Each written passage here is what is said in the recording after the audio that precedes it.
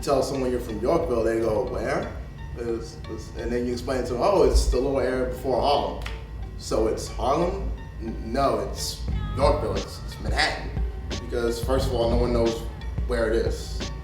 Everyone thinks it's Harlem or Midtown. Everyone knows LES, the other boroughs.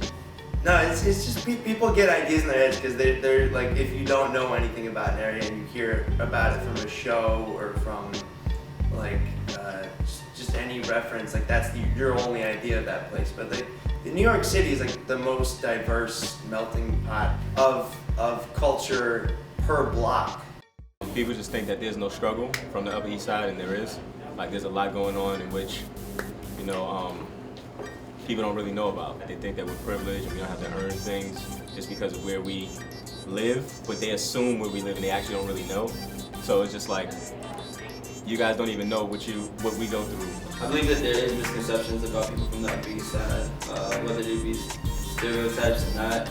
Sometimes with certain people, maybe they are correct, maybe they're not, but you can't just go around saying that everybody from that area is like a particular way, because they're two different lifestyles, or even people in between that is different lifestyles. It's more than just two different lifestyles. In that case, I think that's a very big misconception that there wasn't hip-hop, and if there was hip-hop, what kind of hip-hop would it be because of the neighborhood it is, or because it's upper class or middle class neighborhood. And at the end of the day, hip-hop and music comes from your heart and soul. So no matter where you are, what corner of the earth you are, Upper East Side, Lower East Side, Brooklyn, Manhattan, wherever you're at, it comes from the heart. So, you know, I think that's a big misconception that there wasn't good music coming from that side of Manhattan. The Upper East Side, it's a very diverse neighborhood, but in a lot of areas it's not really conducive to, you know, loud, high energy live music, and that's something we're kind of hoping to change, because I think a lot of people in this neighborhood,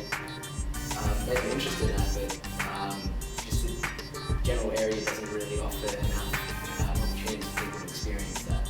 You know, especially the late 80s, early 90s was my time, and shit was real, you know, it was money to be made out here, you know, and that brings the police, that brings crime, that brings the guns, that brings, you know, violence and guys coming around for other hoods. And, you know, I always had the pride, like, I gotta regulate, I gotta hold it down. You know, it wasn't for a while that I grew out of that and I realized, you know, this is not really mine. This is where I'm from, you know, but I gotta go past this. If I really wanna put this place on the map, I can't be out here all the time getting myself in trouble, you know? Upper East Side, I mean, there's a lot of talent, there's a lot of hustle, there's a lot of everything. So the main obstacle in New York City and the Upper East Side is being original, being an originator, you know, having something you can call your own and that you can bring to other people. So being original, constantly always trying to do something new, something that no one else is doing. 1, 2, 3, you know what I'm saying? Hustle, hustle, hustle, hustle. And you need that shit, you know what I mean? You need hunger in this game. You know, the misconception is only a myth, a fable, a story tale.